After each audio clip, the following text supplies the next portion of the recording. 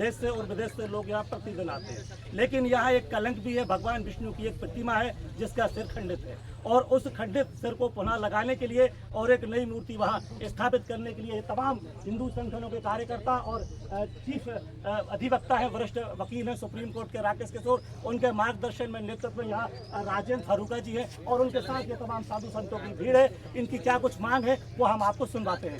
सबसे पहले राजेंद्र फरूका जी, आपका सुदर्शन न्यूज में बहुत स्वागत है। आज आपके साथ कितने लोग आए थे, क्या आपकी मांग थी और क्या संदेश आप देंगे? देखिए, जो मुख्य चीज थी वो थी कि कटे सिर की मूर्ति का जो विवाद सीजेआई के सामने गया और सीजेआई ने उसको विवादित बना दिया और फिर देश के अंदर सनातनियों का खून खोला।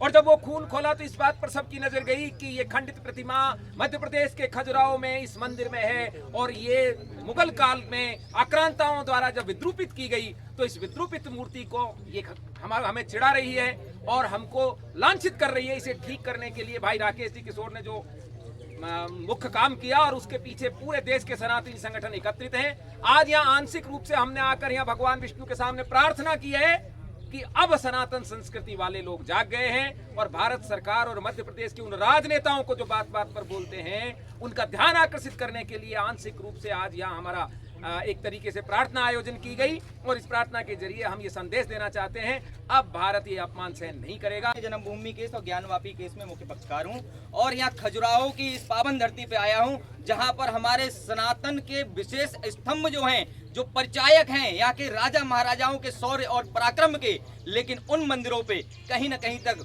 मुगलिया काले बादल छाए हुए हैं, उनके प्रतीक निशान बने हुए हैं, मूर्तियां कटी हुई हैं, स्तन काट दिए गए हैं देवी की मूर्तियों के। ये हमें कहीं न कहीं तक जो है लानित करते हैं, हमें कहीं न कहीं तक शर्मिंदा करते हैं कि जो सरकार मध्य प्रदेश और भारत देश की सरकार, जो भाजपा सरकार हमारे केंद्र तक पहुंची और राज्यों तक पहुंची है, जिसके बलबूते पे पहुंची है, आज उन्हीं मंदिरों का ये हाल है। देखने पे शर्म आती है। हम मध्य प्रदेश की सरकार और केंद्र की सरकार को चेताते हैं कि अब समय है कि तुम्हारी सरकार राज्य में भी है, तुम्हारी सरकार केंद्र में भी है, अब इन मंदिरों के अस्तित्व को बचाओ, इनका संरक्षण करो, असली राम राज्य की स्थापना करो। जब ही हम स्वाभिमान के साथ और गर्व के साथ कह पाएंगे कि हमारे पूर्वजों का त्याग और बलिदान जो है सनातन को बचाने में समर्पित रहा है। अब हम कह सकते हैं कि राम राज्य आ गया है, लेकिन जब तक नहीं आएगा, जब तक ये मंदिरों का संरक्षण न हो जाए, में रिस्टोर करने में अक्षम है तो वो हमको बताए। हम यहाँ पर एक समिति का निर्माण करेंगे, ट्रस्ट बनाएंगे और करोड़ रुपए यहाँ पे लेकर के आएंगे। हमारे पास पैसा पूरा है, अभी राम मंदिर पूरा बना नहीं है, लेकिन तब भी वो 400 करोड़ रुपए का राजस्व पिछले साल सरकार को दिया है। मध्य प्रदेश के खजुराहो की जिस प्रतिमा को खंडित किया गया है, अब वो पूरे देश के चर्चित है और देश के अलग अलग इलाकों से लोग यहाँ आ रहे हैं। आप खजुराहो के हैं, कैसे देखते हैं, किस तरह का सपोर्ट आपका रहेगा? मैं पंडित सुधीर शर्मा मतंगेश्वर सेवा समिति से हमारे आए हुए सभी संतों का इतने कम समय में खजुराहो में पूरे संपूर्ण भारत से आए हुए संतों का हम स्वागत करते हैं और हम हमारे परम प्रिय राकेश जी वकील साहब का संपूर्ण बुंदेलखंड के जितने भी सनातन प्रेमी हैं हम उनके साथ हैं।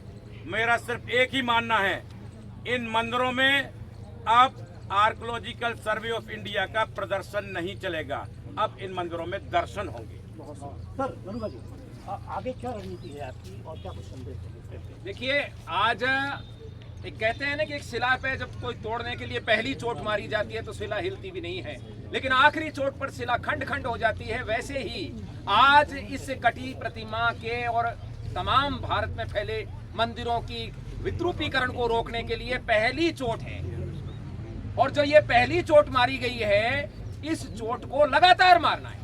और लगातार मारने के लिए राम राज्य मिशन की ओर से उसका राष्ट्रीय अध्यक्ष होने के नाते मैं संपूर्ण देश को आश्वस्त कर देता हूं कि ये ज्वाला अब ठंडी नहीं होगी और भाई राकेश जी जहां तक साथ चलेंगे वहां तक पूरे लोग इनके साथ साथ चलते रहेंगे और इसके बाद भी ये ज्वाला चलती है।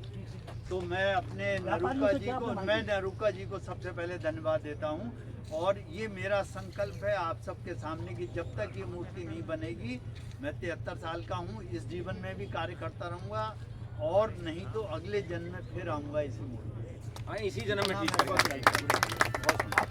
मेरा नाम एडवोकेट ललित है। मेरा कहना यह है कि आज संयोग है, देखिए गुरु नानक पर्व भी है, कार्तिक पूर्णिमा भी है। हमारे गुरुओं ने भी सनातन के लिए अपने बच्चों का भी बलिदान दिया गया था और उसी परंपरा में आज डॉक्टर राकेश किशोर भी आगे बढ़ रहे हैं और मेरी ईश्वर से प्रार्थना है कि ये मंदिर जल्दी से जल्दी खंडित जो मूर्ति है वो सही हो और हम लोगों के मान सम्मान बढ़े सनातन का। बस इतना ही कहना चाहूँगा। जी बताइए। बोलो मतंगेश्वर महाराज की की जय।